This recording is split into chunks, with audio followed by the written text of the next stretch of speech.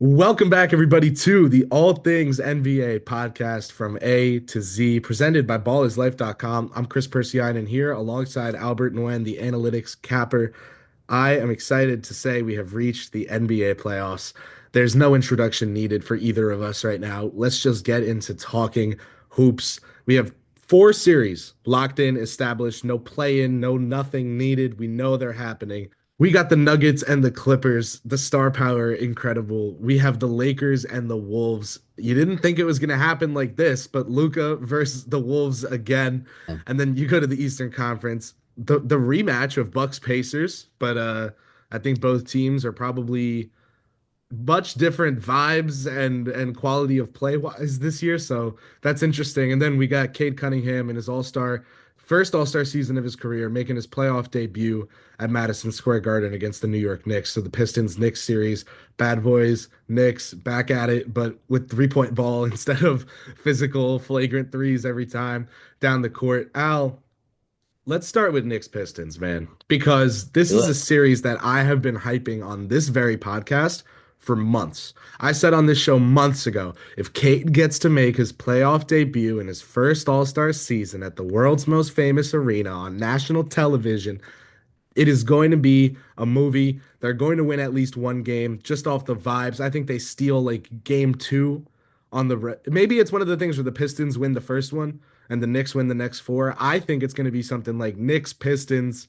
Knicks, Pistons, Knicks closing six on the road, you know? So, what's your read on Knicks Pistons? Just first of all, from are you excited for this matchup? Let's start there. Should they be airing this on C-SPAN or is this a matchup that you care about? Is this going to get kicked to the curb of NBA TV or is this a primetime matchup in your personal rankings? For me personally, I do care about it, man. I'm 40, right? So I definitely remember those years, especially all those physical series. I mean, I'm looking forward to it. I know it's a different type of basketball now. There's a lot of threes, there's a lot of space, there's a lot of pace. But with that said, I am interested to see how Cade is going to respond. You guys know that MSG crowd is going to go nuts during playoff basketball.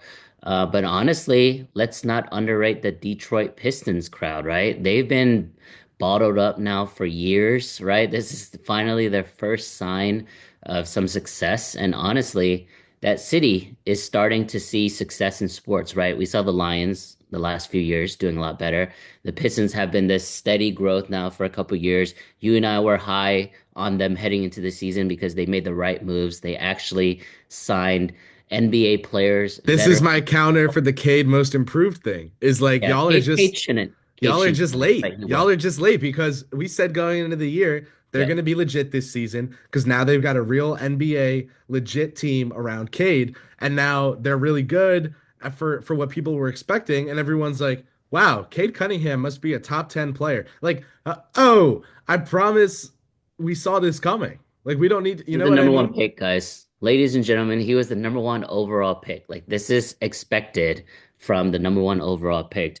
I will say we were recording this late Monday night, right? So right before the play-in games. We're just gonna talk about the four confirmed series. I'm interested to hear your take because I think Detroit, I feel like they're gonna have that moment where they have the deer lights, or deer in the Yeah, headlights I know moment. what you mean. Yeah, yeah. But once they get over that initial rush, let's say like Brunson and Cat just go off in that first quarter, they're up by 25, and Detroit somehow makes it a game in that fourth quarter. I would assume like games two, three, four, five, they're going to be a lot more comfortable. So, looking at the betting markets, I'll just go through this really quickly, and then I'll give the floor to you because you are Mr. Knicks. Right now, the betting markets, series markets, the Knicks are minus 400 to advance. That's pretty much that's very juicy, as you can imagine. It hasn't moved much since the opening lines came out. I believe on They're like by far the heaviest favorite of the all the yeah, I confirmed believe series. Sunday night they were even bigger favorites when the initial lines came out. So there is some movement back to the Pistons, which makes sense, right? You're going to see a lot of people do some Hail Mary plays because they are plus 310 to advance. But instead of going to the advance, I actually like the total games here because this is a big if. If Detroit can somehow weather the storm and get to 1-1, I do think the series is going to go over 5.5 games. So my betting advice is wait till after game one, because if the Knicks blow them out in game one, you're going to get much better odds. You might even get over 4.5 at barely any juice. So that's my favorite play in this series. I'm hoping for something competitive. We do know the Knicks defensively is a little sketch there, and we'll see if Detroit and company can take advantage of it. The rest is yours, man. Let's hear it. Listen, I got to involve you directly because I want your takes on these things. So the Knicks personnel wise, I just trust the offense against Detroit. I think this is one of those situations where the Pistons are trending up and the Knicks are trending down, and people are like, "Oh, well, up is better than down, so Pistons." But I think the Knicks trending down leaves them here, and the Pistons trending up leaves them here. Like the Knicks are still the superior team to me. I think they're going to struggle in this series, not with regard to like the coaching battle, because Thibodeau has outdone Bickerstaff before, but I also kind of think that this Pistons roster, maybe because it's not as good as the Cavaliers were, they're a little more coach proof. I want to say. I want to say they have like a pretty solid foundation, and you kind of know what you're going to get effort wise, defense wise. They're one of those teams. The Knicks in 21, the Magic last year, they're one of those teams, except they have the best offensive creator out of either of those Pistons or Magic. Like Cade is a better creator right now than Randall was in 21 or than Paolo and Franz or either one was last year. So Yeah. the Pistons present a real threat defensively for the Knicks. What would you do with regard to matchups? Because I think Malik Beasley is a guy who you're probably thinking to yourself, yeah, that has 9 threes in the Garden in game two written all over it. You know what I mean? But I think Mikal Bridges, this is the matchup for him. I think he can neutralize Beasley because he's supposed to be chasing around these smaller guards. He hasn't had the most success with that. We know he's not a guy to switch up the height chart there, and Anunoby is more the guy in charge of that role. So for Bridges, if he can just nullify Beasley or nullify Hardaway or null, you know what I mean? I do think that that leaves enough defensive responsibility on the table for OG. And if Hart steps up, Hart is maybe the key for the Knicks because when he's on in the playoffs, he is an X factor for them in a way where like you can see that guy getting his jersey retired. But I throughout mean, this season, he's been inconsistent on defense, hesitant on offense to a detrimental extent. He hasn't been a bad player because you always get so much out of him, but with how many minutes Thibodeau has played him, no one's concerned about injury that I talk to. It's more just you're overexposing him. There's diminishing returns at 40 minutes a game. yeah, I would say my take is this is the reason why you go after and get Mikal Bridges. This is why you get OG and Anunoby. This is why you trade the farm and get Karl Anthony Towns in the postseason when the lineup shortens, right? The rotations shorten. Players are going to play heavier minutes. This is still a top starting five. I don't know what that number is because you know how high I was on the starting five heading into the season, right?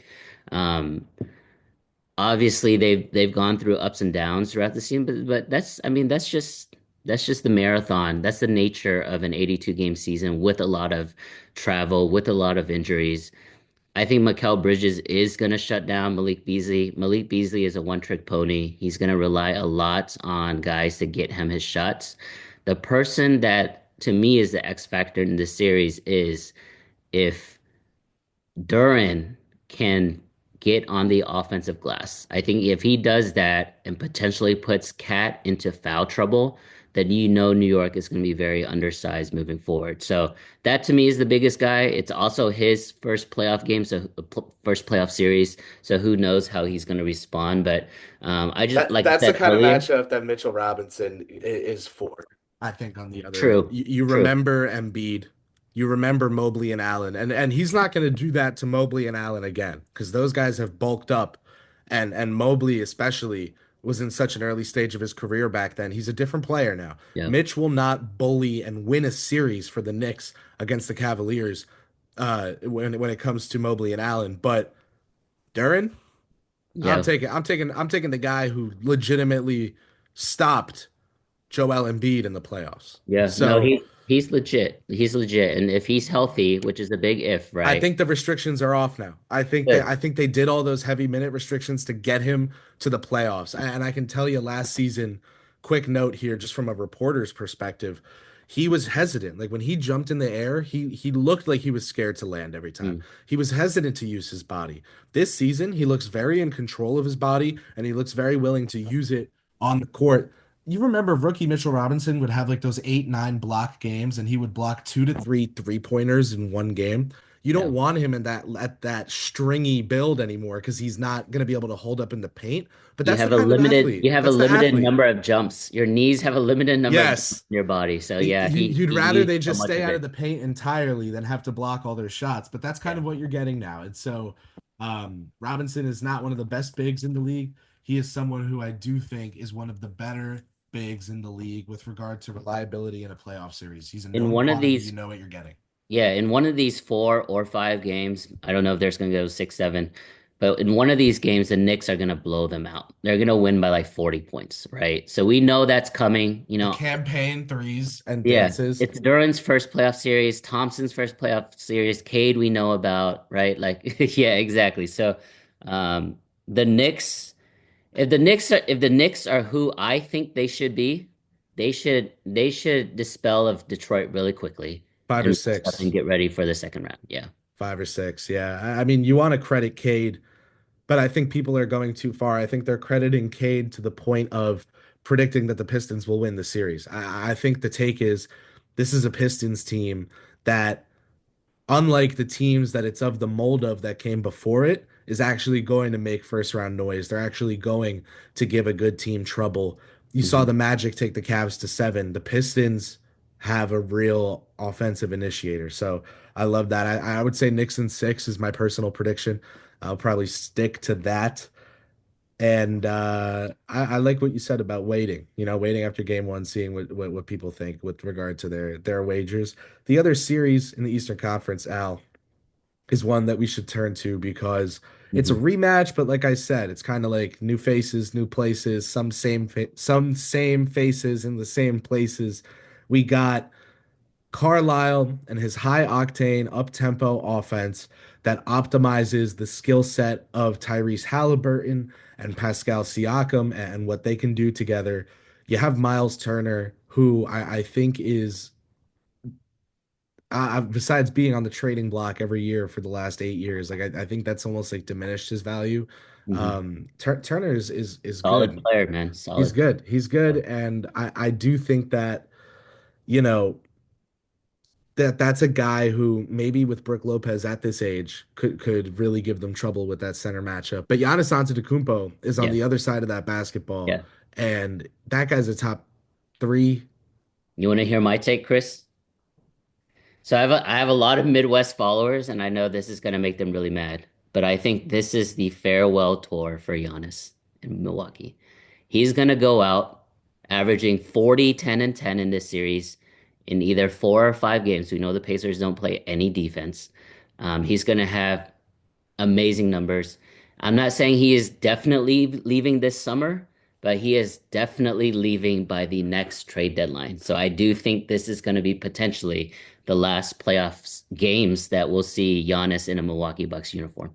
I don't know what the Clippers have in terms of salary that they'd be willing to move, but if Giannis is ever willing to make peace with James Harden, man, I could see him wanting to go to the Clippers and say, you know what? I got one the right way. I got a championship the right way. And I did it on my own with the core that I built up and that developed with me as I grew as a man and as a player and as a person and as an NBA athlete. Now it's time for me to be the bad guy. And I'm gonna take this Harden and Kawhi swan song season as many times as I can get it, as many times as Kawhi is healthy. I could see him doing that. I think Miami is a team that Yeah. he probably would have wanted to go to before that he probably just doesn't anymore. Because why not just stay in Milwaukee if you like what Miami has going on? So I could see him going to the And Clippers. he's not about the lifestyle in South Beach, not that we know of, Yeah, right? yeah. So, Like I yeah, could see that's him going to the Clippers. And hey, you never know now that the Nuggets have had a front office shakeup. You never know.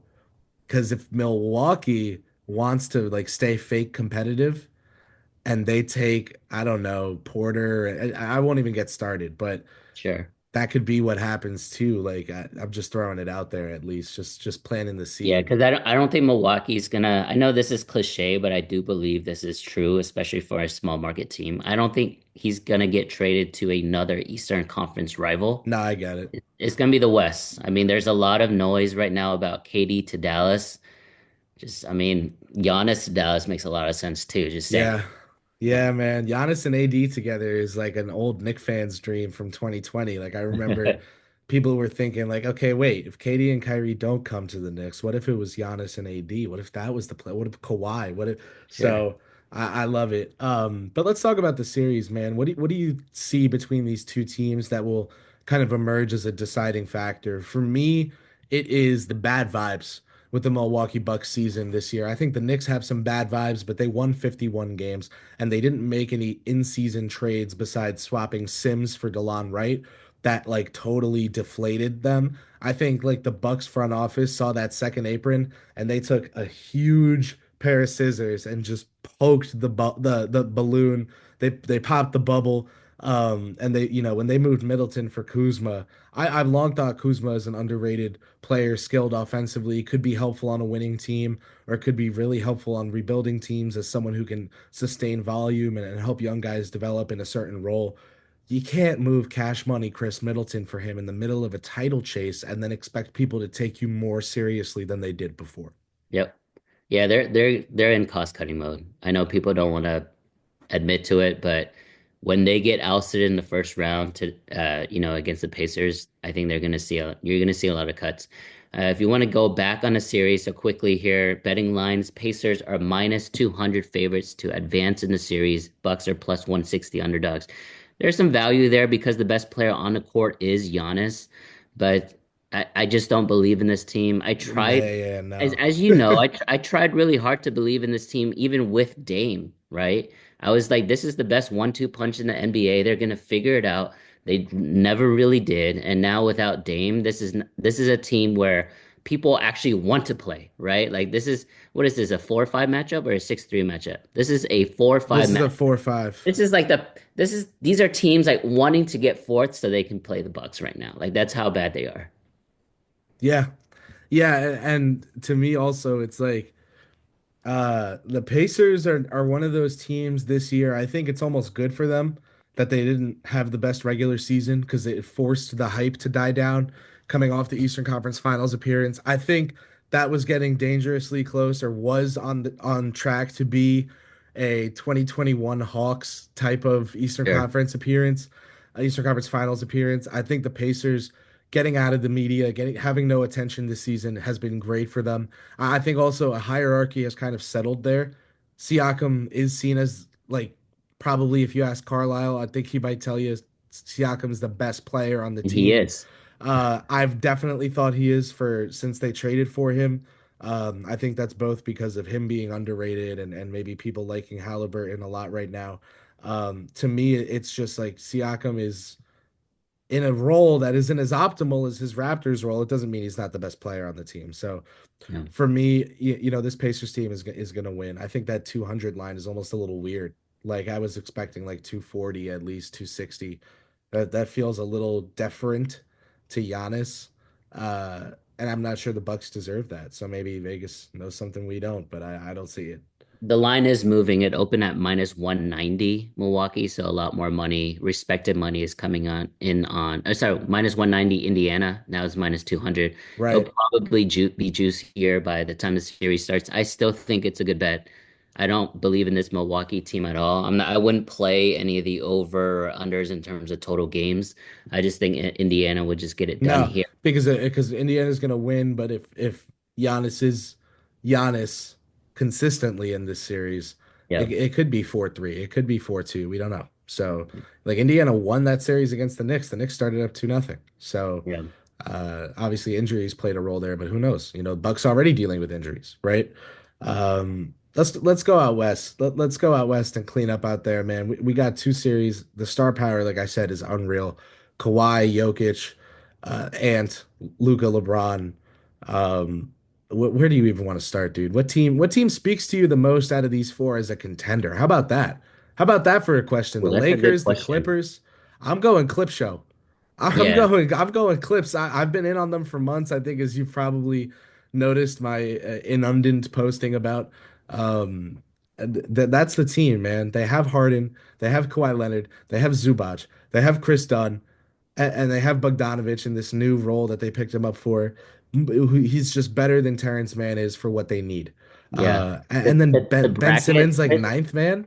Clippers, Clippers. yeah, I love the Clippers as a team. I think you and I have been in lockstep with that for months now. Like especially after the All-Star game, I was like, guys, start looking into the Clippers.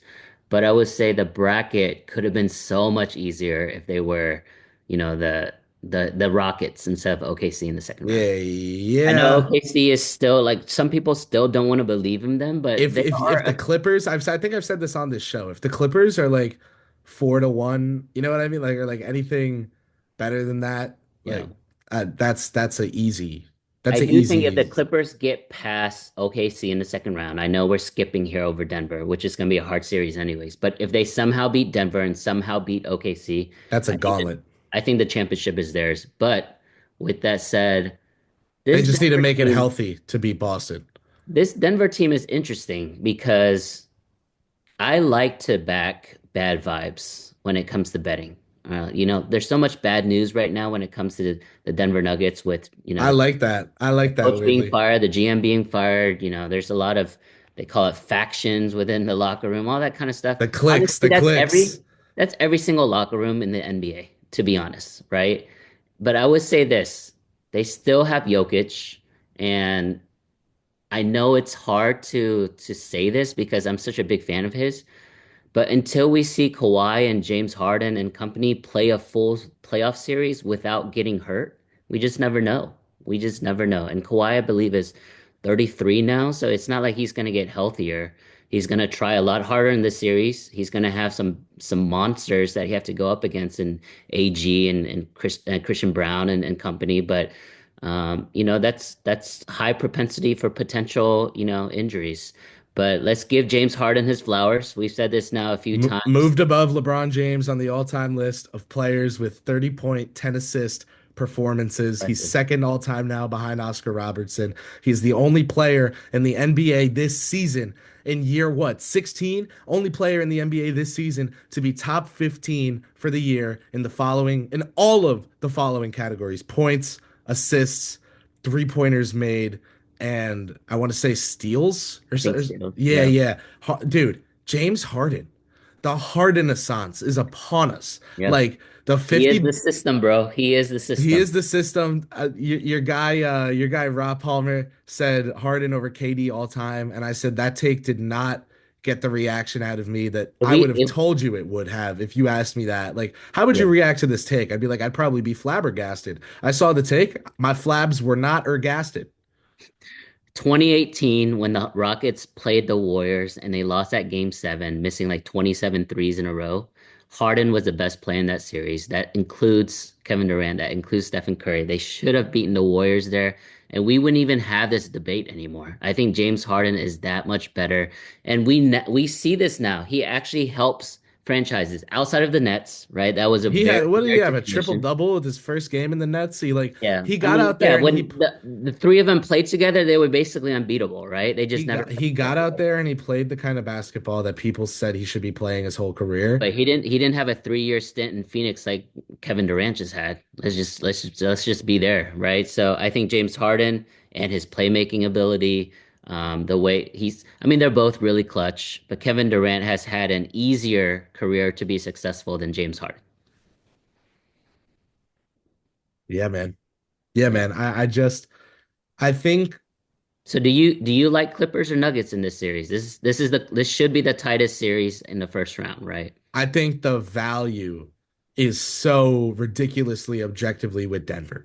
When you look at the lines for this series, Denver minus 120, Clippers plus 102.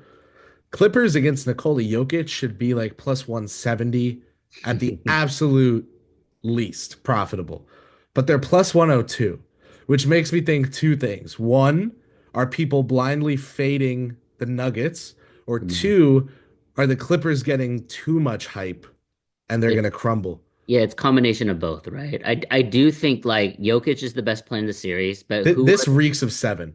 This yeah, reeks of seven, but man. who are the best two, three, and fourth players of this series? Because James, Harden, we can't say it's Jamal Murray Zubac, right now, right? We can't say it's Jamal Murray. So it's Harden, Zubac, Murray.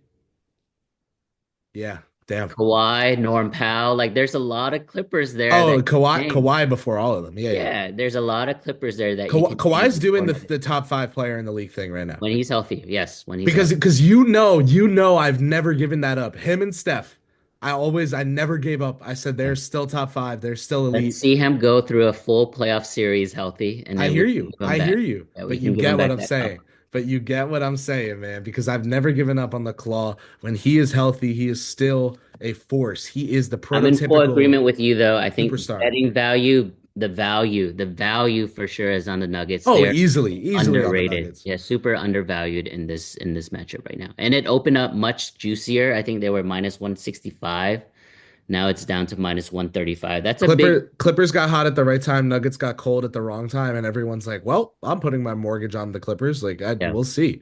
Yep. Lou and Van Gundy though against Adelman and Jokic as the coaches. Yeah. Hey, hey now. What are your thoughts? I think Lou and Van Gundy are one of the best staffs in the league. I mean, it's Jokic, right? Jokic is the head coach at this That's what point. I'm. Yeah. It's Adelman is like the consultant, and Jokic is the Jokic is the head coach. But like, or no, Jokic is like the advisor, and Adelman's like the prime minister, like the face of Yeah. the operation. Yeah, yeah. Dude, my Are gut they gonna says the blow it up? Clippers. Are the Nuggets blowing it up if they I don't lose think the there's first any round? way. You don't.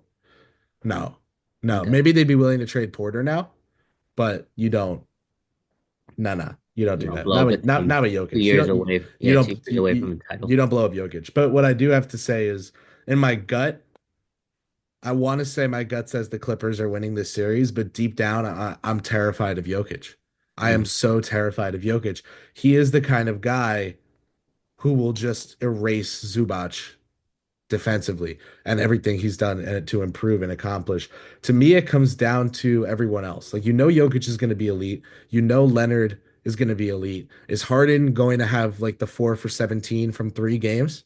Or is he gonna do his thing like he's been doing for the last month? I'm gonna bet on him to do his thing, which I means it really hope he has a comes good down to playoff Jamal series, right? Murray. Because everybody talks about Harden and his shortcomings when it comes to the postseason. But if you look at the Clippers depth chart right now, Chris, outside of Zubac, they don't have any size, bro.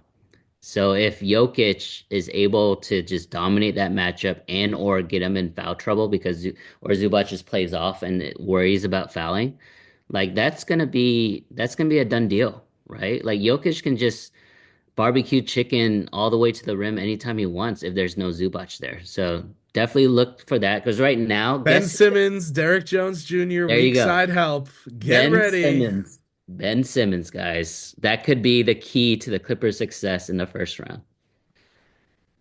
Let's talk the the other LA team.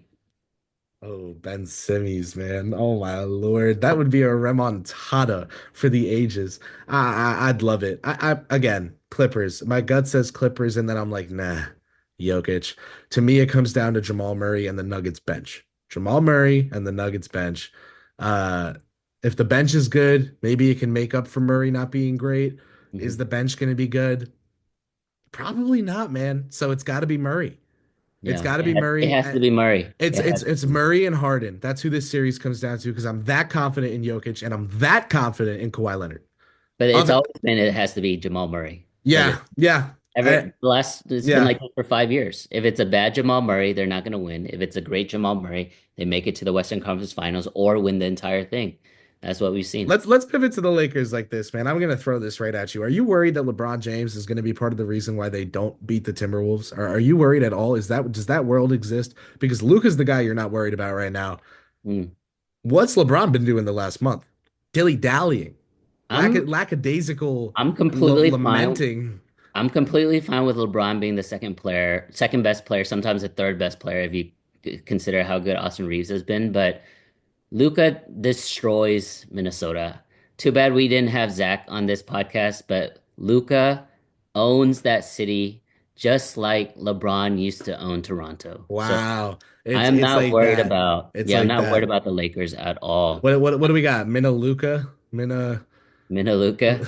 So Lu, betting lines, real quick here. It opened up at Lakers minus 190, Wolves plus 155. That's kind of close. It's moved very sharply to the Lakers. You can still it's find it. Lakers.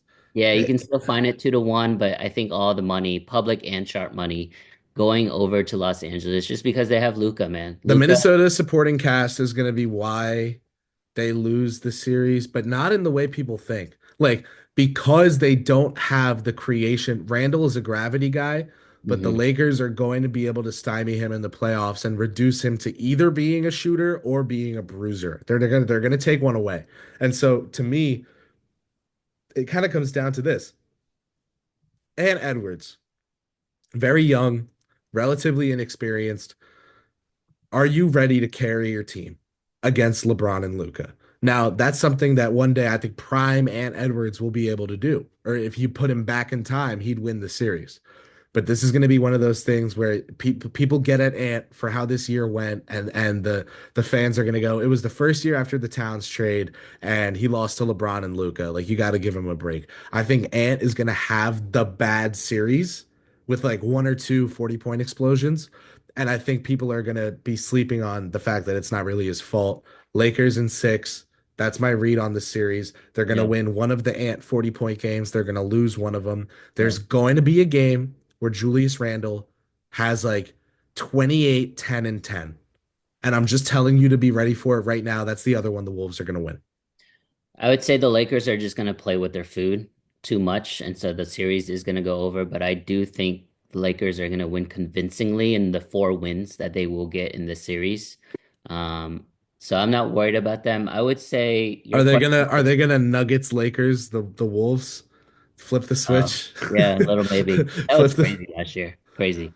But I would say your question was, can Anthony Edwards beat Luca and LeBron? The and is what's hard, right? Because Ant can definitely hang with the top players in this league. He's not as consistent as people make him out to be, but at his peak, he can definitely hang with the top players.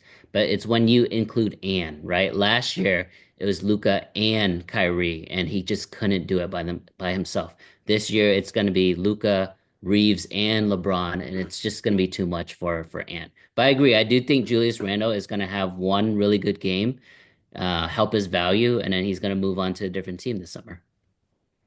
There's a world. Is there a world if we think Zion's legit getting traded? hmm Is there a world where Julius Randle and Zion get moved for each other? Do the Wolves look at the No, situation and say, we're gonna go from Randle to Zion? I don't think so. no, So who do they move Randle to? I don't know.